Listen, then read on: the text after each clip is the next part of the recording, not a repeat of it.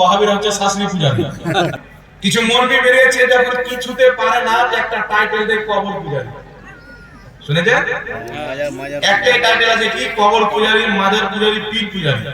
তো কালিয়াচকের একটা বন্ধু একটা ওয়াহাবিকে বলেছিল যে আমরা পীর মানলে যদি পীর পূজারী হয় তো তোমরা তো ডক্টর জাকির নায়েককে মানো, তো তোমরা কি নায়েক পূজারী? বাপকে মানো তো বাপ পূজারী, বউকে মানো বউ পূজারী। না, তোমরা শাস্ত্রীকে খুব মানো, তো ওয়াহাবিরা হচ্ছে শাস্ত্রী পূজারী। কিছুই দিতে পারে না, কিয়ামতে দৌড়বে ফারিস্তা জাহান্নামের খাবা ওটা ভাগ এখান থেকে কি করতে আসছে। কিন্তু দুনিয়াতে বলছিল নবী কিছু করতে পারে না, কিছু দিতে পারে না। নবীর সুপারিশকারী মনে করা মানে আবু জেহেলের চাইতে বেশি বড় মুশরিক।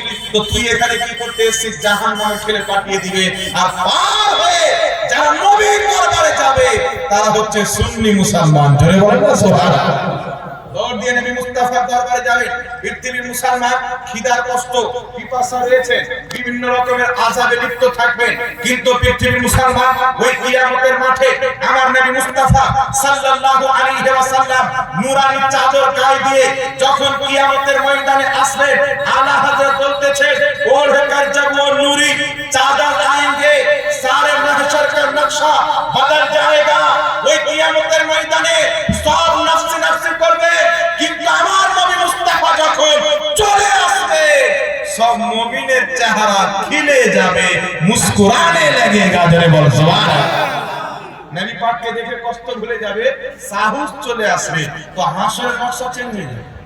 দেখবেন বাবা কোথায় যদি কোনো দুই লোকের মারামারি লাগে, দুটা লোক একটা লোককে মারছে, তো যেই লোকটা মার খাচ্ছে এ ফোন করে দিয়েছে, তো 10টা লোক চলে গেছে। তো দুটা লোক মারছে, এসে হচ্ছে কিছু বলছে না, কোন রকম সময় কাটায়।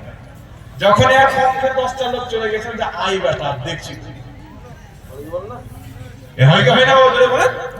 কিয়ামতের ময়দানে সব মুমিন টেনশনে থাকবেন, যখন রাসূলের পাককে দেখবেন তখন বলো আর কোনো টেনশন নাই। সুবহানাল্লাহ সুবহানাল্লাহ। রাসূলের পাক চলে এসেছেন, বেড়া পার হয়ে যাবে। বুখারী শরীফের হাদিস, আল্লাহর নবী মুস্তাফার দরবারে গিয়ে আমরা বলবো হুজুর আপনি আমাদের শেষ ভরসা, আপনি যদি ফিরিয়ে দেন আর কোনো মায়ের লাল বাঁচাতে পারবে না।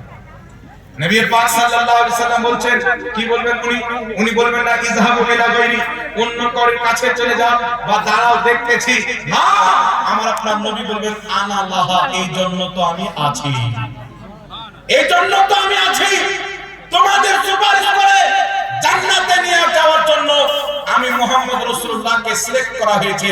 দয়ার নবী মুস্তাফা ওই কিয়ামতের ময়দানে সাজদাতে পড়ে যাবে, সাজদাতে পড়ে যাবে, কথা বলেন না, সাজদাতে পড়ে যাবেন।